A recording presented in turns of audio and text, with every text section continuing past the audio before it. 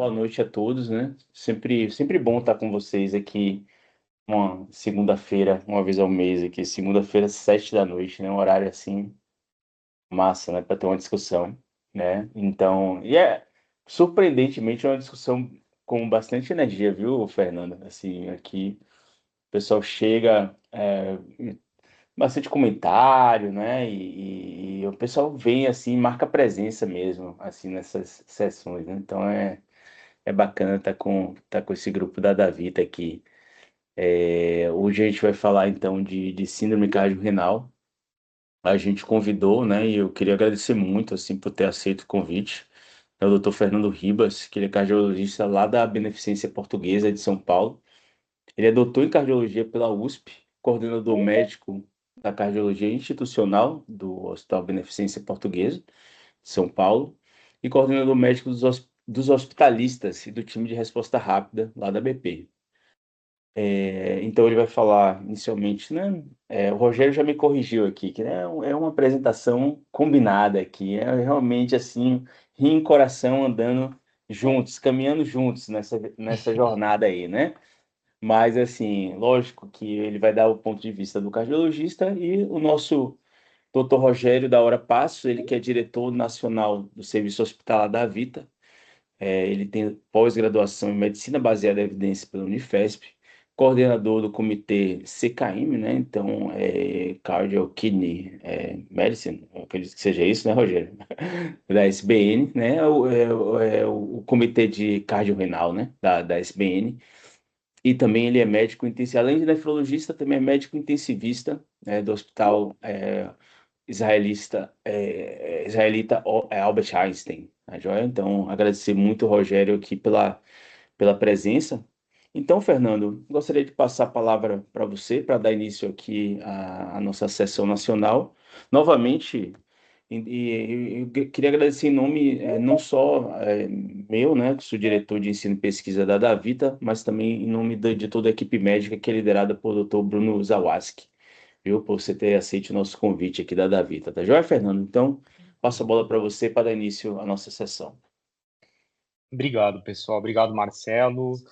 Obrigado, Dr. Bruno Zavadski. Obrigado, Rogério. O tom da voz tá legal, Marcelo? Tá tranquilo assim? Precisa que Tá fale mais bacana, alto? Não? tá bacana, Beleza. sim. Então tá bom, deixa eu compartilhar minha apresentação. Bom, eu sou, só para me apresentar rapidinho, né? Sou um cardiologista generalista, tenho uma subespecialização em aterosclerose pela INCOR. É, eu fiz a clínica médica aqui na Escola Paulista de Medicina, fiz a cardio lá no INCOR, fiz o doutorado lá, em atero, e trabalho hoje na Beneficência Portuguesa, onde eu estou desde 2018. É, a gente tem uma cardiologia institucional lá que cuida de todos os pacientes que hoje fazem os procedimentos pelo SUS, na BP, das revascularizações miocárdicas, dos infartos, das angioplastias, etc. E essa equipe aí, esse time aí que eu coordeno. Eu tenho algumas outras coisas na BP, o time de resposta rápida, eu trabalho então com emergência também, que são os hospitalistas de time de resposta rápida. E a gente, né, essa escola em Cora aí tá muito acostumada, né, a ver durante toda a residência a insuficiência cardíaca, enfim. Então, cardiorrenal e ser descompensada é uma coisa que marca muito a residência ali no Hospital de Clínicas e no Instituto do Coração. Bom, então vamos lá. Síndrome cardiorrenal, né, um termo já antigo, já que já tem algumas décadas, né, então representa aí, na verdade, a gente tem subtipos, representa agressões mútuas, né, tanto ao sistema cardiovascular quanto ao sistema renal, e muitas vezes compartilham, né, da mesma etiologia, às vezes é um agredindo mais o outro, às vezes o problema começa mais de um lado do que do outro, mas o fato é que tem muitas vias que interligam, né, os dois lados, e as coisas acabam acontecendo muitas vezes ao mesmo tempo. Então, antigamente, né, tinha-se uma ideia de que pudesse ser o baixo débito cardíaco, né, aquela perfil C, que pudesse prejudicar a perfusão renal, mas com o tempo, com os estudos, nós fomos vendo que, na verdade, é algo muito mais complexo, né, que tem uma questão hemodinâmica, sim, mas mais relacionado, né, à pressão venosa, congestão, pressão venosa central, pressão intraabdominal, além de uma questão neurohormonal, né, com liberação de sistema renina-angiotensina-aldosterona, liberação simpática, né? E também inflamatória, né? Com citocinas, fibrose, que provocam tanto essas alterações de piora renal quanto cardíaca. Então, a coisa evoluiu num nível de bastante complexidade nesse cenário. Então, falando um pouquinho de epidemiologia, né? A gente tem diversos estudos na literatura, e é um pouco até óbvio falar, né, que o paciente cardiopata, então vou trazer um pouco mais do viés cardiológico, né? Então um paciente com IC descompensado aqui interna e está com piora de função renal, com certeza é um cara que infarta, que morre mais, com mortalidade vai subindo progressivamente à medida que vai se mostrando que ser uma síndrome cardiorrenal e não só uma insuficiência cardíaca descompensada. Então nossos pacientes de IC descompensado que têm menos alteração de ureia e de pressão, eles têm muito menor mortalidade do que aqueles que chegam com essas alterações. Isso visto em diversas formas de literatura, em diversas revistas e diversas formas de se pesquisar. Então, quando você olha, por exemplo, NT-proBNP e níveis de cistatina C, você tem lá que a barra da maior mortalidade com certeza vai ser aquele cara com NT-proBNP estourado e com a piora importante da função renal. Então, muitas vezes a gente tem uma síndrome mais cardiorrenal, em que o surto primário está mais no coração, ou você tem uma síndrome mais renocardíaca, em que o surto primário está mais na função dos rins, e às vezes você tem um insulto que agride os dois ao mesmo tempo, formando aí um dos subtipos também. Então, se a gente fosse classificar, então, a gente tem tipo 1, 2, 3 e 4, né? Então, 1 e 2 são as cardiorrenais, em que o coração agride mais o rim, sendo a 1 de forma aguda, a 2 de forma crônica, e 3 e 4 a renocardíaca, em que a 3 de forma aguda e a 4 de forma crônica, e ambas dividem aí o tipo 5, quando você tem um fator agressor que está agredindo ambos ao mesmo tempo, e os mais clássicos seriam um processo de sepse, uma amiloidose, por exemplo. Então, essa é a tabelinha que divide também, né, nesses 5 subtipos. E quando você vai entender a fisiopatologia por trás disso, já falei um pouco no primeiro slide, você tem tanto critérios hemodinâmicos, critérios de eixo neurohormonal e com critérios de vias inflamatórias. Então, cada vez saem mais estudos destrinchando todo esse algoritmo que fica cada vez mais complexo. Então, quando você tem a agressão cardíaca aguda, além de você ter uma redução aguda no débito cardíaco, você tem um aumento de congestão venosa, sendo esse o principal critério hemodinâmico aí, atualmente, mas os dois, né, têm uma participação. Você tem o eixo neurohormonal para o lado de sistema nervoso autônomo, em que o estresse simpático vai levar também uma injúria também por questões de perfusão, ações de endotélio e artérias, e sistema arterial de forma ampla. Você tem a liberação pelo coração, né, de hormônios BNP, ANP, que podem até bloquear a natriurese, no sentido, né, desesperado do coração de segurar mais sódio para tentar melhorar aquela perfusão, e isso vai prejudicar mais ali a função renal. Você tem sinalizações humorais de citocinas, em que aí você tem uma série de liberações de interleucinas que provocam também piora de função renal, e a angiotensina 2, o sistema renina-angiotensina-aldosterona de diversas formas, tanto com a produção da própria aldosterona, com a liberação de angiotensina, também provocando em múltiplas frentes aí alterações no sistema de forma global. Situações como, por exemplo, a elevação da pressão intraabdominal, né, já tem muitas décadas que a gente sabe disso, né, que os pacientes com a pressão intraabdominal mais aumentada têm uma piora de creatinina, e é uma relação linear aí entre as duas situações. E um dado interessante em pacientes com insuficiência cardíaca aqui interna, mais para ilustrar o critério hemodinâmico, né, além dessa questão da pressão intraabdominal, o critério hemodinâmico também é representado quando você pega os pacientes com insuficiência cardíaca que internam, você separa intercis de nível de ureia, né? Então, quando você avalia o exame físico está mais para hipoperfusão ou mais para congestão, né? Então, a hipoperfusão não está diferenciando tão bem os tercis de piora de função renal. ao passo que a congestão claramente está pior naqueles pacientes com níveis mais elevados de ureia, ilustrando aí que talvez a hemodinâmica explique mais a síndrome cardiorrenal do ponto de vista de congestão venosa do que do ponto de vista de baixo débito. A gente tem esses gráficos do Jack, né, lá de 2008, muito legal, separando todos os subtipos aí da síndrome. E aqui a gente fala mais, a doença cardíaca aguda, ela vai fazer lesões sim pelo baixo débito, mas ela é um paciente que requer exames com contraste, é um paciente que às vezes tenta se usar inibidor da enzima conversora de angiotensina, é uma situação que libera o BNP, que a gente já conversou, a sinalização humoral, que faz uma lesão endotelial ativa, e essa lesão, todos esses fatores provocando as lesões no rim, vai retornar para o coração com mais ativação simpática, mais ativação do sistema renina-angiotensina-aldosterona de forma aguda, mais retenção de sódio e água, e mais pré-carga para esse coração que já está combalido. Então, elas vão se retroalimentando. Quando você tem um caráter mais crônico, né, a questão do baixo débito crônico com certeza tem o seu papel.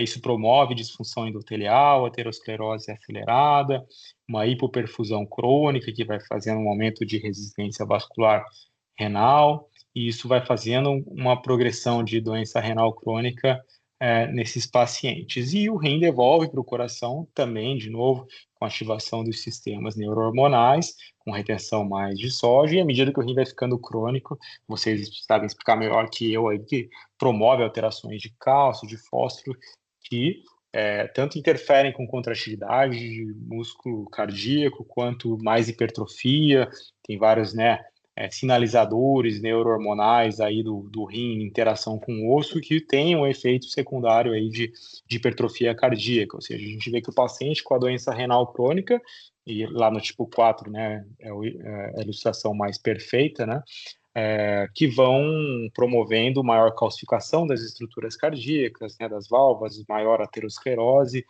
mais hipertrofia cardíaca e menos relaxamento cardíaco, sendo pacientes que vão bastante com síndromes de insuficiência cardíaca de fração de ejeção até preservada, que tem uma contratividade boa, mas não relaxa, então não tem um enchimento adequado aí promovendo aí uma insuficiência cardíaca. Na tipo 3, né, o rim sofrendo agudamente, você tem tanto uma interferência cardíaca nessa retenção de água, de sódio, quanto na liberação também, de novo, dos sistemas, né, tanto simpático quanto renina-angiotensina-aldosterona, todo esse desequilíbrio eletrolítico que o rim pode promover, tem alterações muitas vezes até fatais, né, com os níveis de potássio, a acidose, sempre muito grave aí para o sistema de condução cardíaca e para o sistema de contratividade também, gerando aí possivelmente uma insuficiência cardíaca aguda no contexto da lesão renal aguda, que pode vir aí de N etiologias que vocês bem conhecem. E na doença renal cardíaca tipo 4, que eu já estava até comentando um pouquinho junto com a tipo 2, né? Então, a doença renal crônica tem todas essas alterações cardíacas. Primeiro que ambas dividem muitos dos fatores de risco, né? Hipertensão, dislipidemia, obesidade, tabagismo. Mas tem coisas muito específicas e muito interessantes, né, da doença renal crônica que interfere bastante com a sobrevida cardíaca. Então, a gente frequentemente observa esses pacientes tendo mais calcificação valvar, né, mais doenças valvares, mais aterosclerose, mais hipertrofia cardíaca, mais CFEP, né, e com isso todas as repercussões com limitação de sobrevida, inclusive. Por fim, aqui está a representação do tipo 5, né, doenças sistêmicas, como diabetes, amiloidose, vasculite, sepse, com todas as suas fisiopatologias, gerando disfunção e lesão em ambos os órgãos ao mesmo tempo. É interessante a gente puxar essa questão do diabetes, até para depois, no final, a gente falar desse novo conceito, né, dos últimos 2 anos, da síndrome cardiorrenal metabólica, né, que divide todos os fatores de risco também, e que hoje a gente tem mais arsenal terapêutico aí para tratar. É interessante também, nessa síndrome, a gente sabe que os estudos que testaram, né, as repercussões da síndrome cardiorrenal, observaram, né, como por exemplo o estudo Rose A mostrou lá atrás a elevação de creatinina, né, quando você dá altas doses de furosemida, e isso se mostrou uma alteração mais funcional do rim, mostrando que a creatina talvez não seja, né, o melhor marcador. Então, existem marcadores novos, mas que a gente não consegue na prática clínica. Vocês podem até depois me devolver se estão conseguindo utilizar melhor isso ou não, mas existem marcadores de lesão tubular, ali, glomerular, muito mais eficientes do que a própria creatina, até por conta dessa dificuldade vista em exames em estudos prévios, e tem os marcadores também da parte cardíaca, como o BNP, NT-proBNP. Enfim, o diagnóstico pode ser refinado se você tem uma estrutura mais adequada, se você tem acesso a situações mais desenvolvidas. E aí, quando você se depara, né, diante de uma síndrome cardiorrenal, a complexidade é tanta que a gente vai ter que focar aqui um pouco em alguma coisa. Acho que o principal ali da fisiopatologia está em parte hemodinâmica e parte neurohormonal, né? Então, a parte hemodinâmica, a gente já viu que o principal é fazer uma descongestão desse paciente, né? E quando a gente vai falar de congestão, a gente tem, né, diversas estratégias. Então, o carro-chefe ainda seriam, né, os diuréticos de alça, baseado principalmente no estudo DOSE e HF. Você testou diversas formas de entregar isso e foi testado já, inclusive, as doses intermitentes, em altas doses, versus infusão contínua, né? A gente viu que não teve muita diferença. A gente sabe que a alta dose acaba perdendo mais peso do que a baixa dose, mas a gente tem alguns dados interessantes que a gente tem diuréticos de alça que têm uma maior eficiência farmacocinética do que outras. Por exemplo, a torsemida, ela tem uma maior biodisponibilidade na insuficiência cardíaca em relação à furosemida, porque a furosemida varia muito a absorção dela no paciente com IC descompensado. A gente tem de 10% a 90% de absorção, dependendo do grau de disfunção ali do trato gastrointestinal, enquanto que a torsemida ela tem uma absorção melhor mesmo em paciente que está congesto.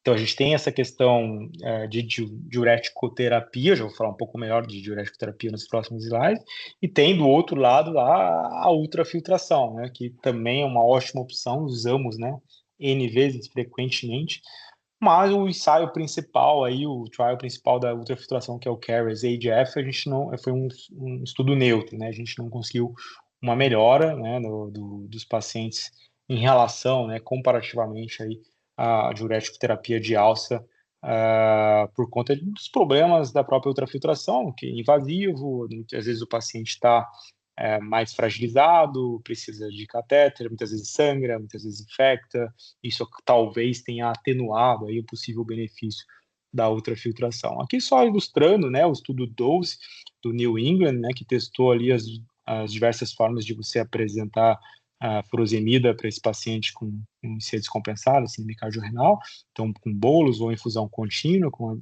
perda de peso, com uma diferença importante ali entre os dois, das duas formas de entregar, as duas doses, né, que foi entregue a furosemida. Eu acho que guia a gente, né, mais do que o nível de creatinina, é a gente ter uma boa avaliação volêmica do paciente, porque a creatinina está sempre atrasada, né, em relação a como o paciente realmente está. Muitas vezes a gente está vendo com a creatinina de hoje que o paciente estava 1 ou 2 dias atrás. Então a gente tem que fazer uso da tecnologia nesse momento também para a gente entender como que está o status volêmico desse paciente, né? Temos várias formas de fazer isso. E uma revisão recente aí do Circulation, já não tão recente, né, sugere aí o uso do Doppler intrarrenal para ver o padrão de fluxo venoso.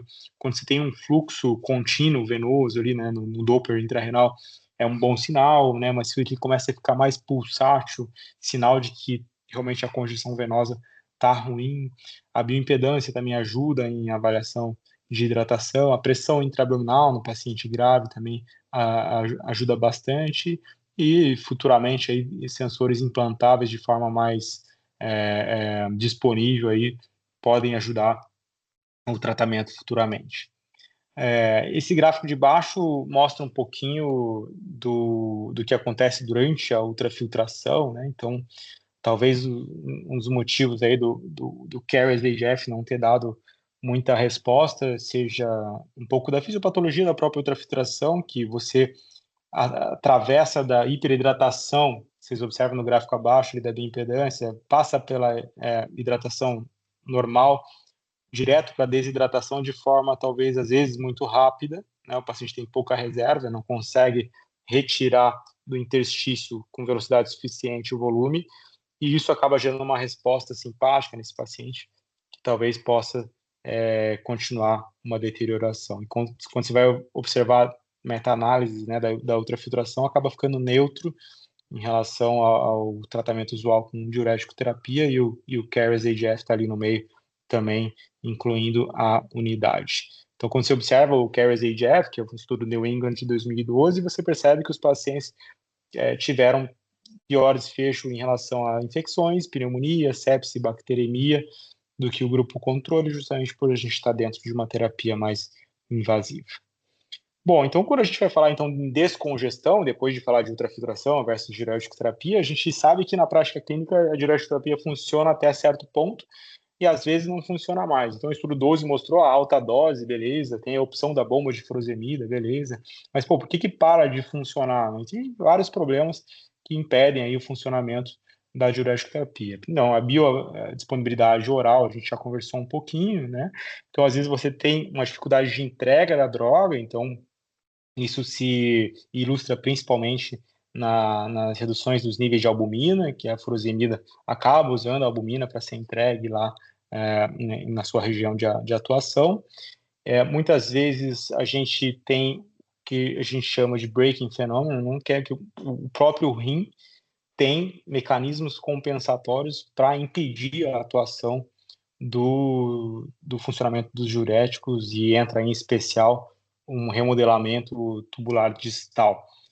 Aqui é outra forma também de explicar, né, a resistência a diurético, então questões de disponibilidade, né, gastrointestinais, de absorção, questões relacionadas à hipoalbuminemia, a própria síndrome cardiorrenal, e a hipertensão intraabdominal, também impedindo a chegada até o rim desse diurético desse diurético que está sendo entregue.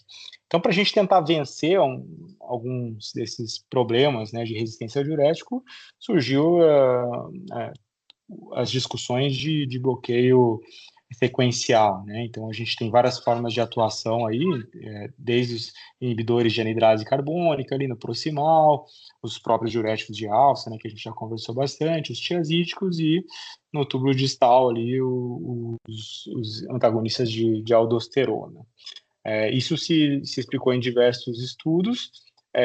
Só trouxe alguns para ilustrar. Por exemplo, você tem o Chlorotic Trial, que testou em pacientes com insuficiência cardíaca a associação de um tiazídico ao diurético de alça, e você tem perdas de peso muito mais importantes no paciente que associou o tiazídico ao diurético de alça versus o grupo controle, isso em diversos estratos de insuficiência cardíaca, tanto de fração de ejeção reduzida, quanto intermediária, quanto preservada. Tem esse estudo muito antigo, né, da década de 60, que testou em pacientes recebendo furosemida, né, 200 miligramas por dia, com dieta associada, o início de espironolactona, né, vocês observam que a natriurese, né, o sódio urinário aumenta bastante em relação ao controle, e é um estudo muito lindo que você consegue ver o breaking fenômeno, né, a dificuldade de manter a natriurese com o uso contínuo ali da furosemida. E a gente tem opções novas, né, que vêm sendo publicadas nos últimos anos. Então, esse aqui é só o gráfico principal do New England de 2022, onde foi publicado o estudo ADVER, né, que utilizou a cetazolamida versus placebo em pacientes com IC também refratária, como uma estratégia aí de descongestionamento, com uma redução importante ali de peso e um aumento de diurese. E eu não poderia deixar de citar, né, muito utilizado, muito pesquisado pelo Dr. Vitor Issa, ali na INCOR, a salina hipertônica, né, nos nossos pacientes com insuficiência cardíaca refratária. A gente utiliza, né, infusões 2, às vezes até 3 vezes ao dia de salina hipertônica, com alguns resultados interessantes, com NaCl 7,5%, 100 ml 3 vezes ao dia.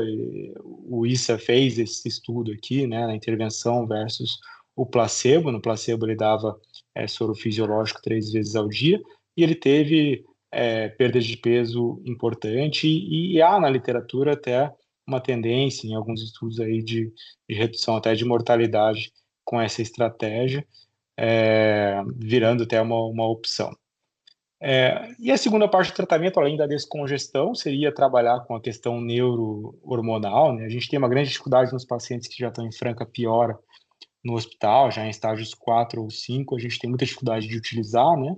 Mas seria mais para pacientes que estão nas doenças mais crônicas, em estágios iniciais, em que a gente tem evidência forte aí para bloqueio de todo o neuroeixo, tanto o simpático quanto renina-angiotensina-aldosterona, para as duas doenças, né? Tanto para a doença renal crônica quanto para insuficiência cardíaca. Mas realmente o problema fica mais quando a gente tem uma piora muito grande da função renal, a gente acaba não conseguindo atuar muito nesse eixo. E só para citar aí também no final, né, a ilustração da doença cardiorrenal metabólica, né, principalmente no diabetes tipo 2, em que tem duas grandes famílias aí, né, que podem nos ajudar, os inibidores SGLT2, né, que mostram grandes resultados tanto na proteção renal quanto na proteção cardíaca. Os estudos estão muito bons com redução de mortalidade em C e de proteção renal, né, com manutenção aí de função renal, redução de microalbuminúria. E os GLP-1 também está mostrando aí um sucesso muito grande, né? Tem estudos com os mais antigos com benefício renal, né? E hoje os mais recentes, semaglutida, e futuramente teremos os estudos aí com tirzepatida mostrando resultados favoráveis aí nesse controle metabólico dessas doenças que compartilham aí os dois sistemas. Então, esse é só para ilustrar também de 2023, um advisory aí da American Heart Association sobre a síndrome cardiorrenal metabólica, em que tem que ser endereçada e tratada por todos nós, desde o estágio 1, controle de fatores de risco, estágio 0, desculpa, controle de fatores, promoção de saúde no estágio 0, estágio 1, controle de obesidade, estágio 2, né, controle de fatores de risco metabólicos descompensados, até estágio 3 e 4. 3 quando você tem doença subclínica e 4 quando você já tem doença cardiovascular clínica e doença renal também. Então, assim, acho que a interação entre o coração e rim é bastante complexa. A congestão venosa seguramente tem um papel central, mas tem toda essa questão inflamatória e neurohormonal que também justifica a síndrome. A diferenciação clínica é importante, né? Quando chega aquele paciente com IC descompensada, que a gente começa a diurético terapia, tem aquela elevação leve da creatinina, né? Levar em conta, né, o estudo ROSE-A, que mostrou que isso não significa uma lesão renal importante. A gente tem que ver se a lesão renal é verdadeira mesmo ou não. A otimização do descongestionamento, saber utilizar as diferentes estratégias, saber usar o diurético de alça em altas doses ou bombas de furosemida, saber fazer bloqueio sequencial de néfron, e a ultrafiltração com certeza tem seu papel, salina hipertônica para alguns casos selecionados, os novos biomarcadores que seguramente vão ter papéis cada vez maiores aí, né, para a gente saber diferenciar o que é o que, e entender que a gente tem lacunas na evidência aí, principalmente dessa parte de bloqueio neurohormonal no paciente grave que está internado, e que a gente deve andar um pouco mais aí nos próximos anos. Excelente, Fernando. Excelente aula. Muito obrigado, né, por você ter iniciado aqui a nossa sessão, né, com todo esse overview, né? Eu queria incentivar todos aqui que estão presentes aqui na reunião, deixar perguntas para Fernando dessa aula super interessante que ele acabou de ministrar para a gente, né? Vocês podem deixar aqui no chat que a gente pergunta no final. E a gente vai ter um tempinho para debate também, que vocês podem também perguntar diretamente a Fernando, tá joia? Mas eu queria dar sequência aqui à nossa sessão nacional, convidando o Rogério, né? Apresentando aqui o Rogério para vocês, né? Rogério Passos é nefrologista, médico intensivista também do Hospital Albert Einstein, em São Paulo. É nosso diretor, né, do Serviço Hospitalar da Vita, então ele vai falar, né, fazer essa atualização da doença cardiorrenal, né, do ponto de vista aqui do nefrologista. Rogério, muito obrigado aí por você ter aceito o nosso convite, né? E eu queria passar a bola para você dar continuidade aqui na nossa sessão. Beleza. Você está conseguindo ver a tela, Marcelo? Sim, não está em modo apresentação, Tá, mas vou mudar aqui a apresentação. para ver tranquilo. Foi aí? Foi, apresentação agora. Então, beleza. Bom, obrigado pelo convite, Marcelo. Estar diante dos nossos colegas é muito interessante e compartilhar essas ideias com cardiologia para mim é muito interessante. Fui residente do HC e eu fui de uma época onde havia uma rivalidade grande entre cardiologia e nefrologia, e hoje eu vejo que são especialidades cada vez mais aproximadas e com interesses comuns. Hoje a Sociedade Europeia já prevê um fellow de neurocardiologia, né, nefrocardiologia ou cardiologia nefrológica. Espero que muito em breve a gente tenha alguma coisa parecida com isso aqui no Brasil. Ô, Rogério, eu vou pedir só a gentileza de você. Não sei se é só para mim, mas não estou te vendo. Acho que sua câmera talvez esteja fechada. Tá, deixa eu ver. Só um minuto. Foi. Pronto. Pronto, agora eu te vejo. Excelente. Obrigado, Rogério. Então, falando sobre medicina baseada em evidência, a gente tem uma verdadeira revolução na síndrome cardiorrenal. A primeira tentativa de descrição foi em 88, e a revolução de drogas que permeiam essa patologia fez com que a gente tivesse um avanço progressivo tanto no entendimento quanto nas definições. Então, veja que para uma doença, uma curta linha de tempo, a gente conseguiu ter bastante avanço. Por exemplo, a SARA, a primeira definição de SARA foi em 1963, e agora em 2025 a gente não tem uma linha de crescimento tão grande, tanto no entendimento de fisiopatologia, quanto no entendimento de novas drogas. Então, de fato, houve uma grande revolução científica nessa patologia. É interessante a interação entre coração e rim, porque elas compartilham os mesmos fatores de risco.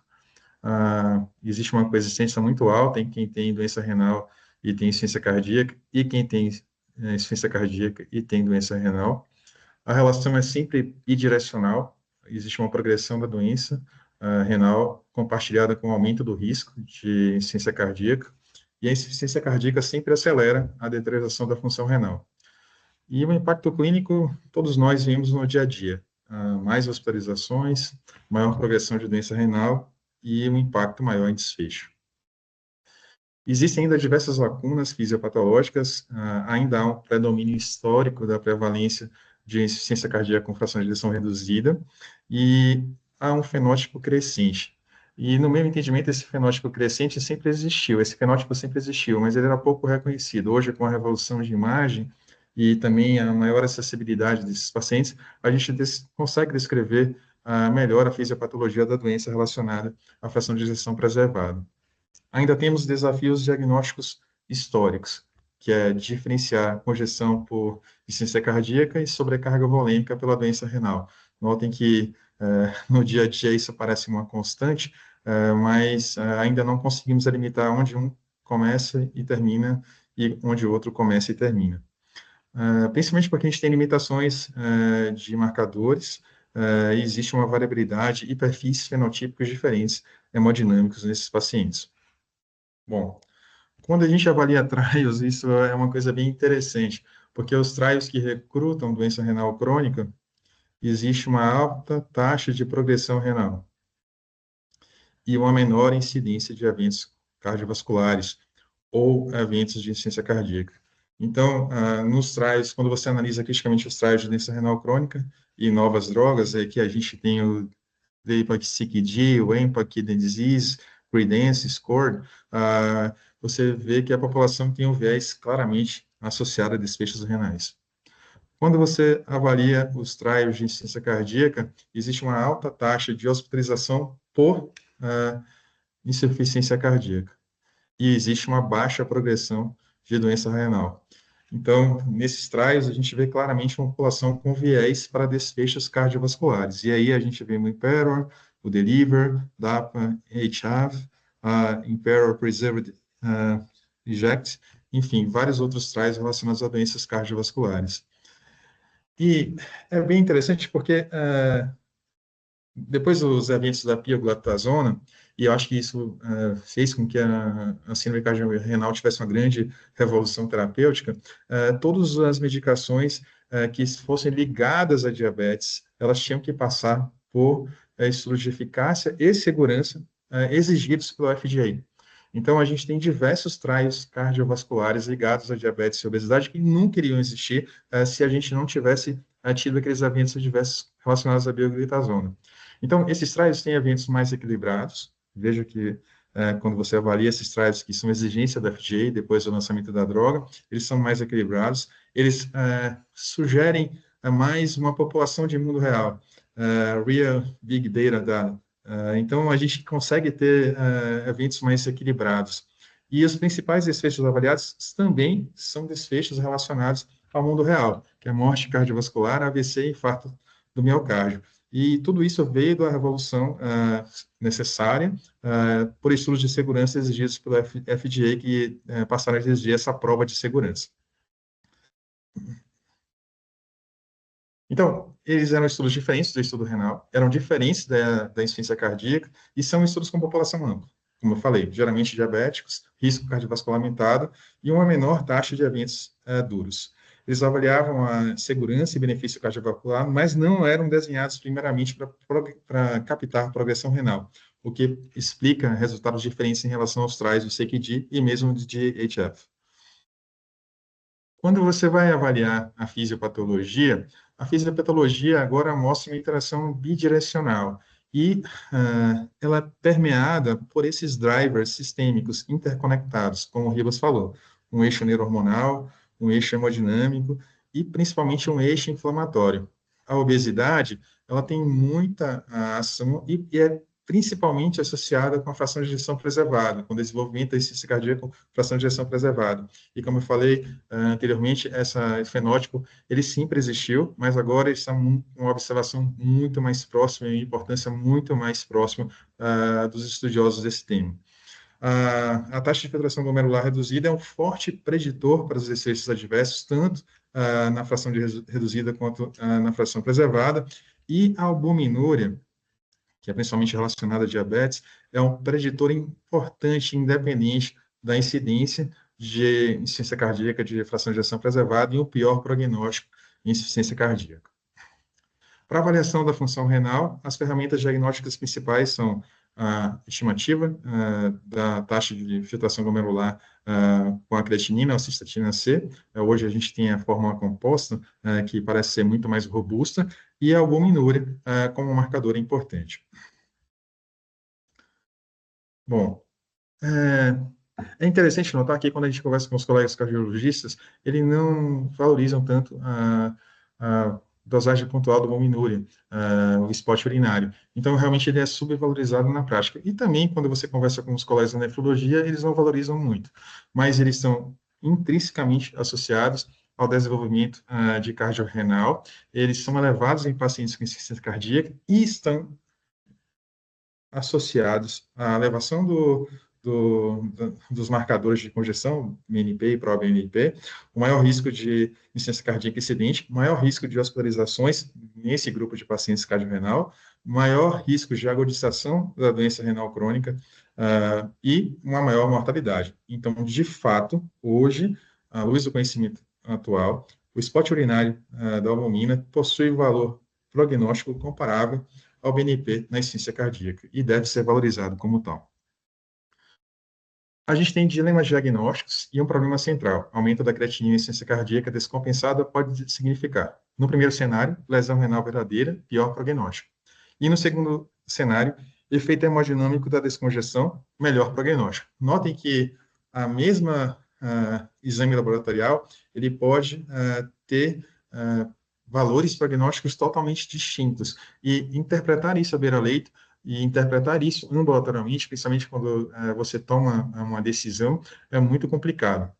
Existem evidências clínicas importantes no estudo 12, o aumento da creatinina não associado a piores desfechos, e alguns estudos até estão relacionados que creatininas mais altas estão associadas a melhor sobrevida. Então, a elevação da creatinina em pacientes com insuficiência cardíaca não é um diagnóstico. Ele é um sinal que requer interpretação contextual. Então, o mesmo exame pode apontar para um cenário muito ruim ou um cenário muito bom. E a interpretação disso exige do nefrologista, do cardiologista, uma aproximação com o paciente e um conhecimento da fisiopatologia da doença muito importante.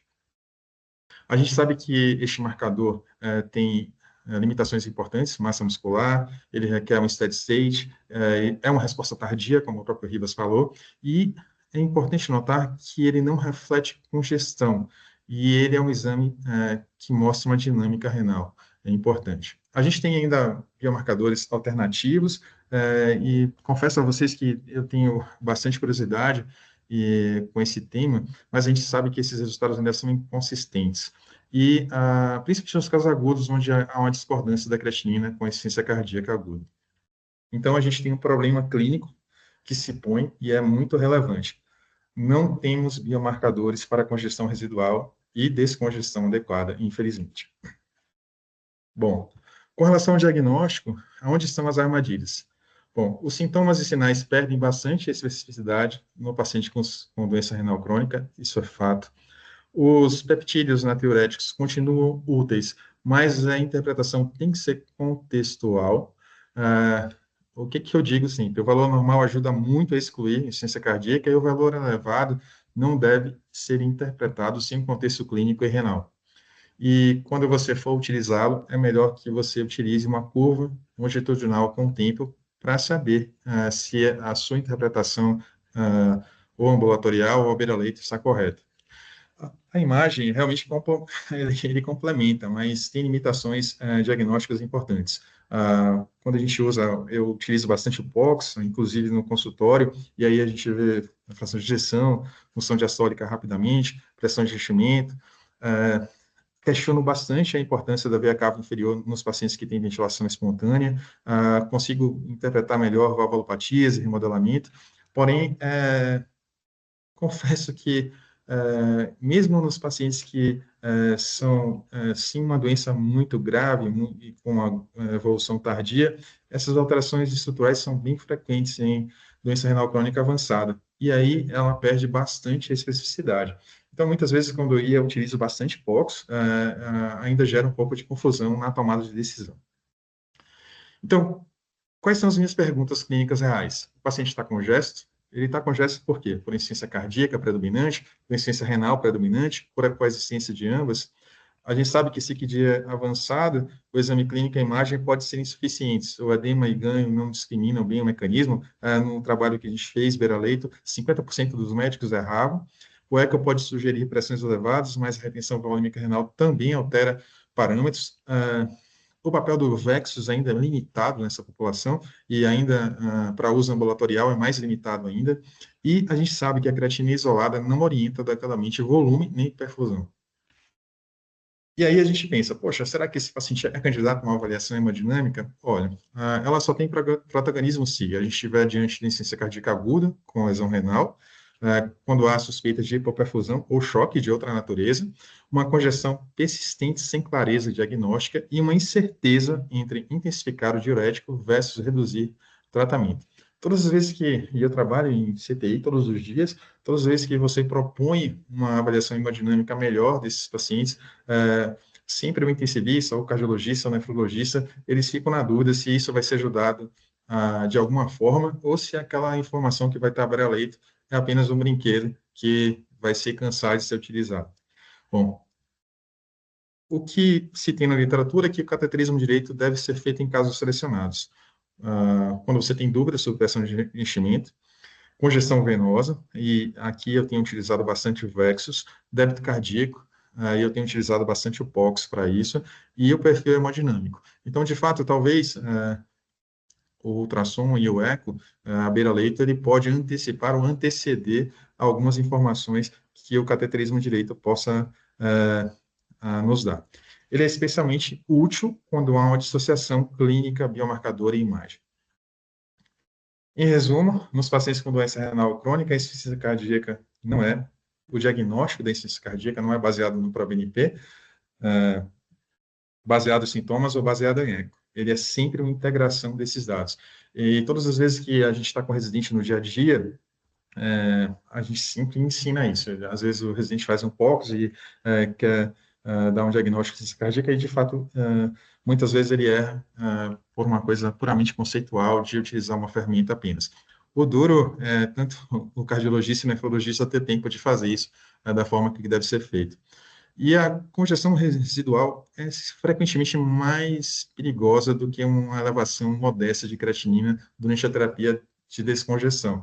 E isso é uma coisa que eu vejo no dia a dia. Às vezes há uma elevação pequena, transitória da creatinina, e há uma gana de se suspender a terapia diurética, e essa elevação de creatinina, ela não tem um impacto importante nos modelos prognósticos que eu conheço. Pelo contrário, na verdade, ela está associada ao melhor prognóstico. Com relação à classificação, a doença renal crônica deixa de ser uma comorbidade e passa a ser determinante precoce de risco e progressão da insuficiência cardíaca. Então, elas são doenças que caminham lado a lado. Como o Ribas falou, existem estágios. O estágio A não tem doença estrutural, o estágio B tem uma pré-insuficiência cardíaca, o estágio C, insuficiência cardíaca estabelecida, e o estágio D, uma doença avançada, onde o guideline Directed Medical Therapy é utilizada sem resposta clínica adequada, e aí o nefrologista fica, e tanto o nefro quanto o cardiologista ficam sem uma terapia ideal baseada em guideline. O que a gente sabe é que a doença renal crônica é um driver precoce, alto risco relativo à população de insuficiência cardíaca, ela justifica, por isso, a inclusão no estágio A, mesmo se o doente não tiver. Então, é um fator pré-clínico importante em insuficiência cardíaca. O BNP, a gente sabe que tem cutoffs variáveis e ainda existe uma influência de fibrilação atrial, obesidade, e o valor normal é muito útil, como eu falei anteriormente, para excluir a insuficiência cardíaca. Na doença avançada renal, G4, G5 e diálise, o BNP pode ser muito elevado e há uma necessidade de eco ou avaliação hemodinâmica para discriminar melhor esse paciente. O que a gente sabe é que os sintomas não discriminam, tanto insuficiência cardíaca quanto doença renal crônica avançada, porque eles frequentemente estão indistinguíveis. Com relação aos princípios de tratamento, a gente sabe que há um princípio fundamental, que essas doenças devem ser tratadas simultaneamente. Hoje, a gente deve enxergar o rim e o coração como um só. O desafio central é o tratamento da insuficiência cardíaca, pode ser a perda da função renal por um evento hemodinâmico, e o tratamento da doença renal crônica pode também impactar a hemodinâmica cardíaca. Então, a gente tem que ter um trade-off, uma troca entre a flutuação de creatinina e a falha terapêutica.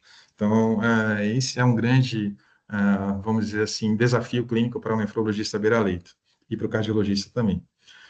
Quando você vai entrevistar médicos americanos e pergunta a ele o que é que ele acha dos guidelines, e isso o Renato Lopes mostrou muito interessante, entre 2008 e 2019, apenas 8 a 10% dos grandes guidelines em cardiologia com evidências nível 1. Então, é interessante notar que há um desalinhamento entre os guidelines, mesmo os fármacos com recomendações diferentes, com limites distintos de taxa de filtração glomerular para suspender. Então, há uma verdadeira panaceia ainda que nos guia. O que eu sei é que a abordagem moderna e que faço do dia a dia é não interromper terapia precocemente por pequenas elevações de creatinina e sempre interpretar contexto clínico e trajetória renal. Acho que saber a trajetória do seu paciente no intervalo de tempo é uma coisa bem interessante. O objetivo não é preservar a creatinina isoladamente, mas melhorar o desfecho a longo prazo. Com relação aos pilares, no paciente com fração de ejeção reduzida, mais doença renal crônica, a gente tem esses 4 pilares bem estabelecidos. Os desafios são a elevação da creatinina, hipercalemia e hipotensão. A gente sempre mantém os inibidores se houver um aumento de creatinina menor do que 50% ou uma taxa de filtração glomerular maior que 25%, sem hipercalemia significativa, e agora talvez com as medicações mais modernas para o controle de hipercalemia, a indicação pode ser muito mais estendida. Na prática, eu sempre faço uma titulação lenta, como falei, uso quelantes de potássio, associo com o inibidor de SGLT2 e faço uma monitorização estreita. Nos pacientes com fração de ejeção preservada, aí a gente tem uma evidência emergente dos inibidores de SGLT2 com benefício consistente. A fenerinona entra muito bem nessa classe de pacientes. A gente tem menos eventos de insuficiência cardíaca e cardiovasculares. Aqui, os inibidores antagonistas de LP1, como a semaglutida, estão associados com melhores sintomas e capacidade funcional. E ainda existe, até o Luiz Pinto, que está por aí, eu sempre provoco ele da gente estudar melhor essa população de doença renal crônica avançada, G4 e G5, em pacientes em diálise, onde existe uma grande lacuna de evidências. Então, os pacientes que nós vimos durante a semana inteira nas clínicas de diálise são os que menos têm evidência na literatura. Porque essa doença é abordada de forma diferente, porque ela é predominantemente uma doença cardiometabólica, o que explica o papel crescente do GLP-1 e SGLT2. Então, o tratamento moderno da síndrome cardiorrenal metabólica é sempre multissistêmico e não organocêntrico. Casos de mundo real: homem de 68 anos, hipertenso, diabético, com CKD estágio 3, espineico, exames como se põe aqui, o diagnóstico, fração de ejeção reduzida, CKD estágio 3, e aqui esse paciente merece realmente um guideline direct medical therapy completa. Habitualmente eu começo o SGLT2, sempre cedo, a dapagliflozina 10 mg ou EMPA, não prefiro uma ou outra, apesar da primeira evidência ser com a EMPA, mas a DAPA também se põe muito bem. O sabutril mais o valsartano eu sempre inicio 2 vezes por dia, e depois eu levo para uma dose-alvo, de acordo com a tolerabilidade da creatinina. Sempre um beta-bloqueador, carvedilol, na prática, iniciar uma dose baixa e depois até um alvo de 25 mg. O metoprolol também pode ser usado. E aqui, uma associação com a espironolactona, inicialmente 12,5, podendo progredir para 25. Quais são os pontos críticos? Não suspender os inibidores se houver um aumento de creatinina menor que 50% ou potássio menor que 5,5%, com terapias para controle de potássio, e associar diurético apenas se o paciente tiver congesto, 20 a 40 miligramas. A mensagem clínica é tratar o paciente, não a creatinina. Aqui outro caso no mundo real: mulher de 72 anos, obesa, diabética, hipertensa, CKD estágio 3, dispneia dos esforços, aqui é o BNP já 220. E aqui eu tenho um fenótipo claro de fração de ejeção preservada. E como é que eu abordo ela? Eu uso sempre a DAPA, sempre um pouquinho de diurético, conforme congestão, conforme o POX. Eu uso antagonistas de GLP-1, fenótipo de obesidade, habitualmente semaglutida, partida, com benefício de diminuição de peso, melhora da capacidade funcional. E aqui, o Frolare com a finerinona se põe um papel adequado, 10 a 20 miligramas por dia. Quais são os pontos críticos? Pode ocorrer um BNP baixo, pela obesidade, e há menos evidência neste grupo de um Guideline Direct Medical Therapy clássico. O foco é sempre em comorbidade, volume e metabolismo. Então, aqui estamos diante de uma doença cardiometabólica. Aqui é um resumo do que eu falei. E existem 5 grandes erros quando a gente conversa com nefrologistas, que eles suspendem a terapia guiada por guideline, por elevação leve da creatinina, ele trata a creatinina em vez do paciente, subestima congestão residual, e isso que é muito importante. Eu vejo muitos pacientes voltarem de uma alta precoce porque a congestão residual não foi tratada. A subutilização ou titulação inadequada da terapia guiada por guideline, e quando eu encontro médicos que têm ainda a visão organocêntrica, coração versus rim, eu tendo a tentá-lo convencer de que hoje são órgãos que caminham juntos. Com relação ao manejo volêmico, estou acabando, Marcelo, a congestão é o principal driver prognóstico, não é função renal isolada, então a congestão deve ser tratada e combatida. A interpretação clínica é que a função renal em insuficiência cardíaca deve ser entendida como um marcador dinâmico do estado circulatório e não apenas um marcador de dado renal. O paradigma de forward, backward failure é incompleto. Tradicionalmente, a dimensão de débito leva à hipertensão renal, mas o que a gente sabe hoje é que a congestão venosa, por aumento da PVC, tem papel central. Quando eu faço VEXOS nesses pacientes, a gente vê isso claramente. Qual é a implicação fisiopatológica? Aumento da pressão venosa renal, diminuição do gradiente de filtração, aumento da pressão intersticial, disfunção tubular. o rim na insuficiência cardíaca sofre mais por congestão do que por hipovolemia. Os diuréticos são necessários, mas insuficientes como a estratégia isolada. Existe um mecanismo de resistência diurética, que é um fenômeno multifatorial, como o Ribas bem comentou, e eu não vou me alongar nisso. Os biomarcadores dinâmicos são pouco utilizados. A ultrafiltração não é universal. O Ribas falou do KERAS-HF, foi sem benefício e uma pior função renal. E talvez a falha não seja técnica, mas talvez na seleção inadequada dos pacientes e também o time. E aqui, talvez, nesses pacientes, a diálise peritoneal tenha um ponto importante e aqui mesmo no Brasil a abordagem ainda é subvalorizada. Caso do mundo real, homem de 72 anos, dispneico, promilha elevada, diagnóstico de ser descompensado com congestão, mais síndrome cardiorrenal. Qual é o meu objetivo nesse caso? Descongestão eficaz, sem interromper a terapia que salva a vida. O passo 1, diurético de alça, pode ser uma dose de bolos, intermitente ou infusão contínua, tanto faz. Diurese como meta 150 ml por hora. Aqui é uma coisa que eu vejo pouquíssima gente fazer, mas a dosagem do sódio urinário por spot, que para mim, beira-leito e para os guidelines, isso traz uma informação importante, e isso deve ser sempre dosado 1 a 2 horas. Muitas vezes a gente tem que brigar para o laboratório deixar esse exame meio que certo e padronizado para que seja confiável. E reavaliações sempre precoces, se a resposta foi inadequada, se a diurese for menor que 150 ml por hora ou se o sódio urinário for baixo. No passo 2, escalonamento, devido à resistência diurética, associar ao tiazídico, associar ao tiazídico, furosemida, metolazona ou mesmo a cetazolamida. Aqui no Brasil a gente ainda não tem a cetazolamida intravenosa. E interpretar sempre a creatinina. Se a creatinina aumentar pouco, não interromper a terapia de descongestão automaticamente. Se a congestão estiver melhorando, se o paciente não estiver hipercalêmico, se ele permanecer estável, a perfusão dele estiver adequada, e continuar essa estratégia se esses dados estiverem equilibrados. Então, a piora da creatinina durante a descongestão efetiva é diferente da lesão renal. Então, espere um pouco que talvez 1 a 2 dias isso vai estar melhor. Lembrem sempre que a creatinina, a elevação da creatinina é um evento tardio. Quando suspeitar de falha terapêutica, quando o paciente estiver congesto, diurese inadequada, intolerante a diuréticos, hipotensão progressiva. Aqui a gente tem 2 passos, ou fazer a aquaférese, ou fazer a SCUF. A gente tem as 2 modalidades no Brasil. A aquaférese ainda é pouco utilizada, mas a gente tem disponível aqui no Brasil.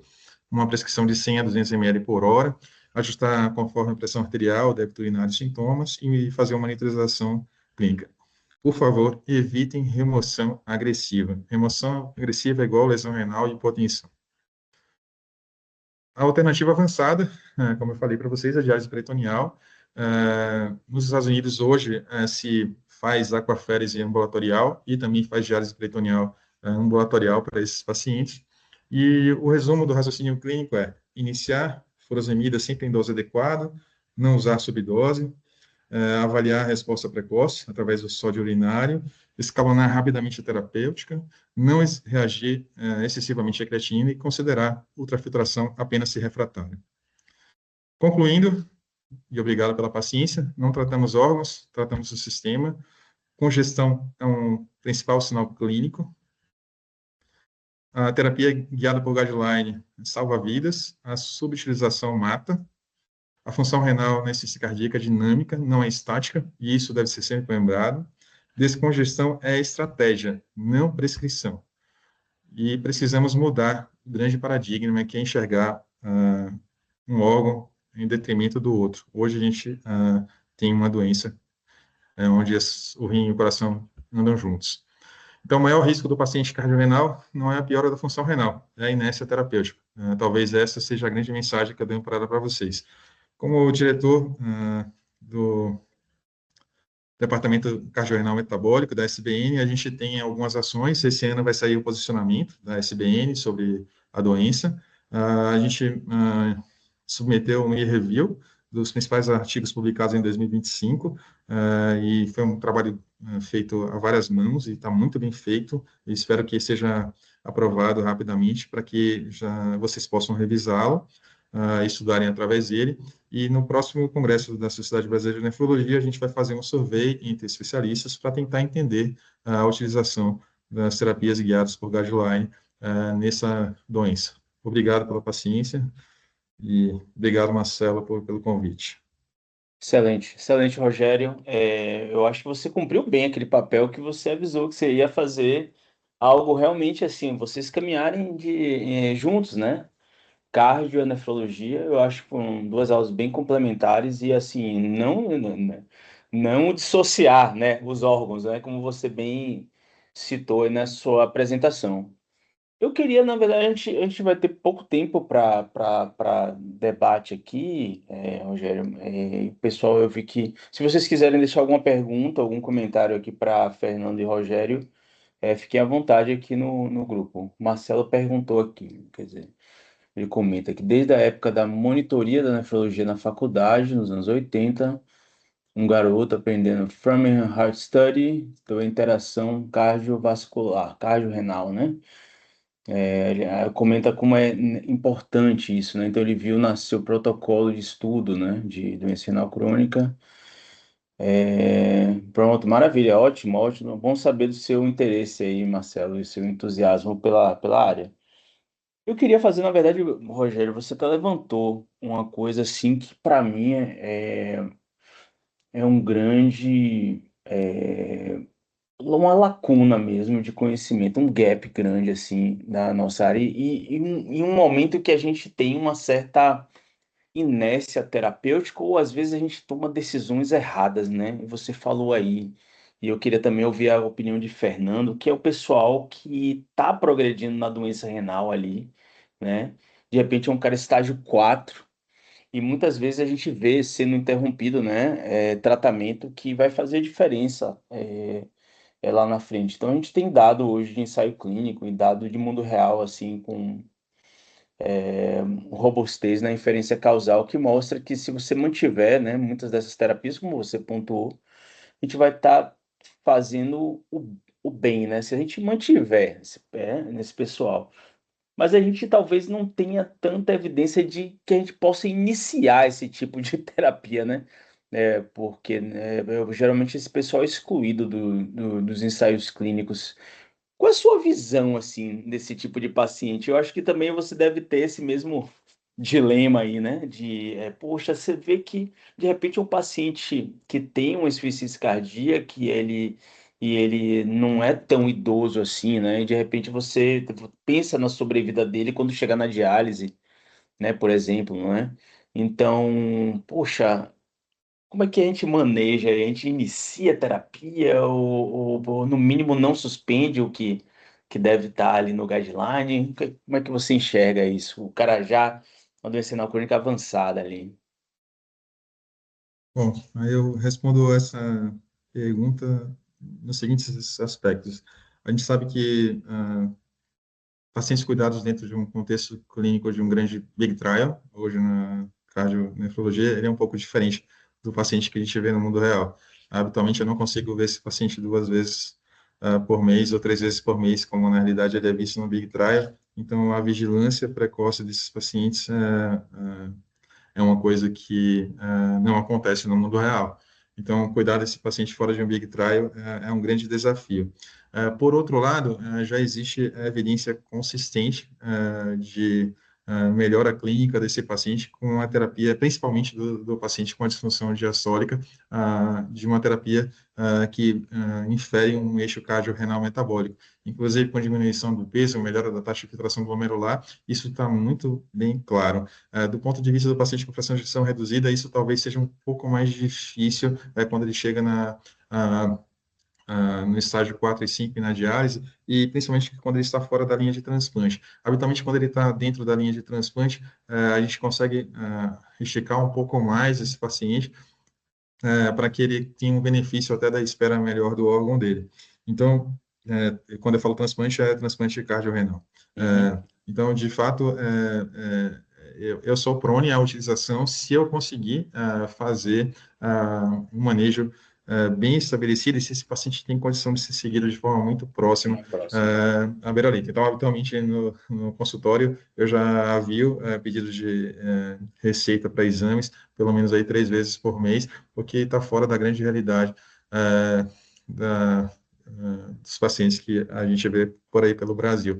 E também, devido ao preço das drogas e a falta de disponibilidade, muitos desses pacientes nossos do dia a dia, eles são fora dessa lista terapêutica. Então, confesso a você que hoje eu não consigo fazer um GMDT em mais do que 30% dos meus pacientes que estão nessa nível 4 e 5. Então, até a minha experiência nesse grupo de pacientes é menor. Gostaria de comentar, Fernando, esse tipo de... Marcelo, não, só reforçar o que você mesmo já comentou no comentário, né, a retirada, né, da droga. A gente Uhum. tem toneladas de estudo em insuficiência cardíaca mostrando piora de prognóstico na retirada da droga. Isso. Então a gente tenta realmente atrasar ao máximo sempre, só quando não dá mesmo. Aquele cara que internou, né, internou na lesão renal aguda e não Sim. conseguiu uma recuperação ali da função renal e acaba não conseguindo dar mais. Agora, iniciar, foi realmente a sua pergunta, que a gente da cardio, se o nefro já tem dificuldade de iniciar, imagine o cardio, né? Olhando aquela creatinina 2,5, né?